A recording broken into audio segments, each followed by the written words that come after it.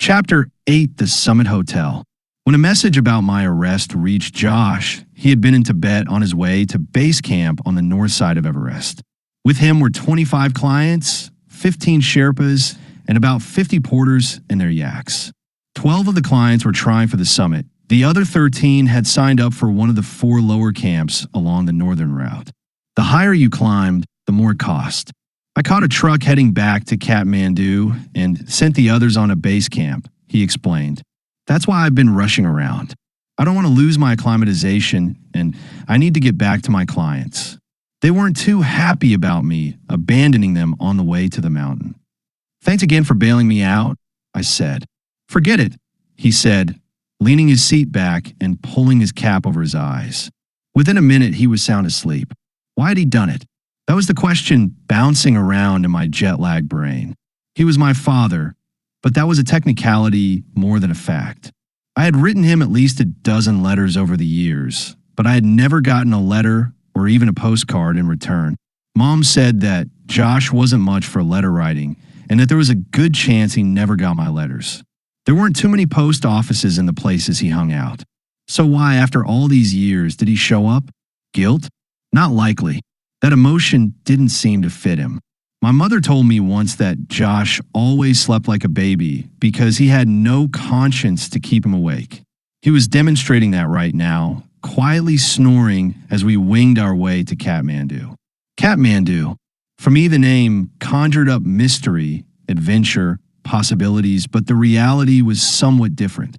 The city is noisy, grimy, and polluted. My eyes burned, and I started choking as soon as we stepped outside the airport. Takes some getting used to, Josh said as our taxi sputtered into an unbroken line of traffic. You'll be staying at the Summit Hotel. Me? Just for a couple days, Josh said. I need to get up to base camp before there's a revolt. I don't have time to stay with you while you acclimatize, and you need to acclimatize slowly. You know the routine. I didn't know the routine. I'd read at least a dozen books about conquering 8,000-meter peaks, peaks above 26,000 feet, including the 3 books my father had written. There are 14 of these peaks in the world. It can take at least 2 months to get to the top of Everest, which is actually 8,850 meters tall. The long climbing time is not because of the distance, which is less than 5 miles, but because it's up. Most of the climbing time is spent sitting in the 6 camps along the route, letting your body get used to the thin air. If you go up too fast, you might get mountain sickness or high-altitude pulmonary edema, HAPE. Here's how HAPE works. Your lungs fill with fluid, you can't breathe, you go into a coma, then you die.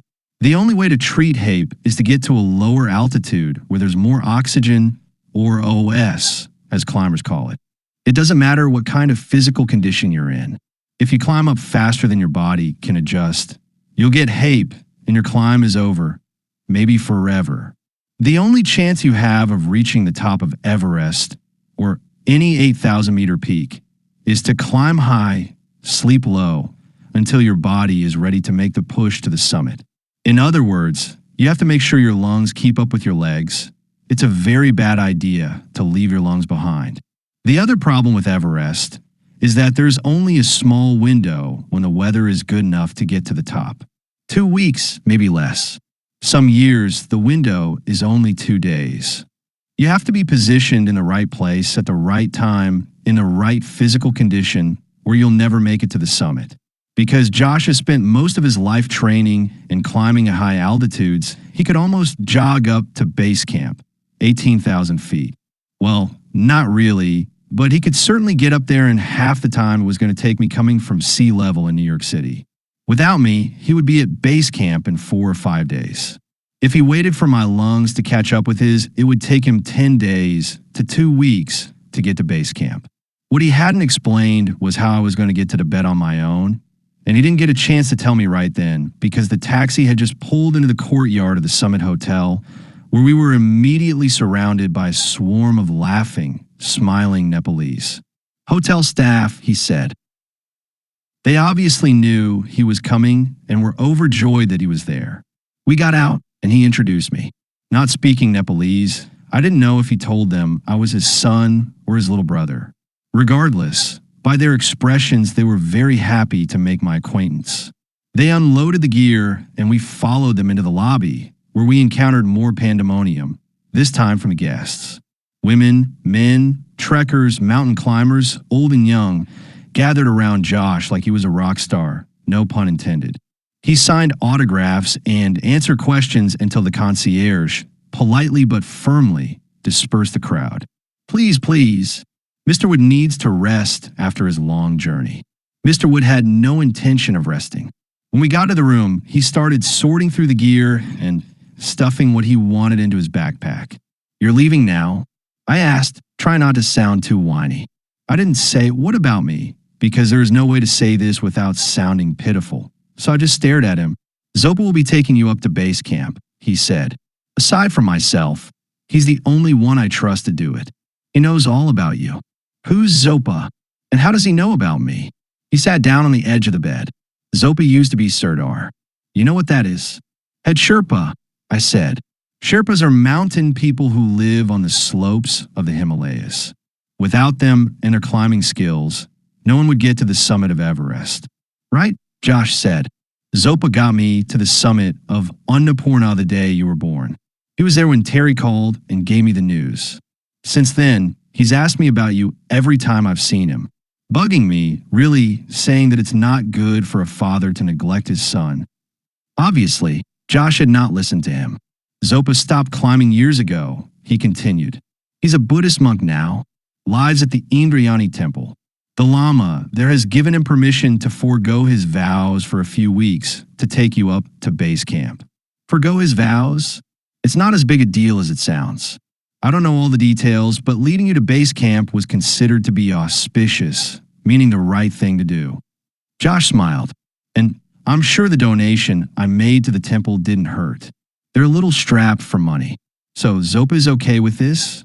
Absolutely. He's curious about you. And he didn't say this, but I think he's getting kind of bored with being a monk. What's he like? Cagey, Josh said with a smile. If he agrees to do something, he'll do it, but he may not be doing it for the reason you think he's doing it. And he'll never let you in on why he's doing it. Josh was beginning to sound like Paula and Patrice. It's hard to explain, he said. You never know what Zopa's real motivation is. I asked him to take you up to base camp. He said he would, but he's not taking you up there just to do me a favor or because I gave money to the temple. There's another reason, more likely half dozen reasons, he agreed to do it. And you and I will probably never know what all of them are. It was a sad day when he retired. I can tell you that. He's been on the summit of Everest more than any other human being. At least that's the rumor. Zopa says he can't remember how many times he's reached the top, but I think he knows exactly how many times it's been. He speaks perfect English, and although he doesn't talk very much, when he does, you need to listen very carefully to what he's saying. The Sherpas do. A lot of them drop by the temple before they climb to have him do a reading. If he tells them not to go, they won't go up, no matter how much money we offer them. How do I get in touch with him? He'll come by in a day or two. In the meantime, you need to sort through this gear. Most of it's yours, and you'll need all of it to get up the mountain. I wasn't sure on the sizes, but if something doesn't fit right, tell Zopa, and he'll swap it out at one of the shops downtown. He looked at his watch. I'd better get going. He started toward the door and stopped. Charge whatever you eat at the restaurant to the room. Do you have any cash? I shook my head. He pulled out a thick wad of money and peeled off several bills. It's not as much as it looks like. 7,000 rupees is about $150 US. I took the bills and set them on the dresser. I'll see you in a couple of weeks, Josh said. Maybe less if Zopa thinks you're ready. Oh, before I leave town, I'll call your mom and tell her you're okay. I interpreted this to mean that he would call and lie to her about where we were and what we were doing. Better him than me. Enjoy the trip, he said. And with this, he was gone. I stood there for a few seconds, staring at the door. My head was kind of spinning, but it wasn't from altitude. I think it was Josh's energy that was making me dizzy. There was a light tapping on the door, so faint I barely heard it. I opened it. It was the concierge. He gave me a slight bow. I will turn down your bed.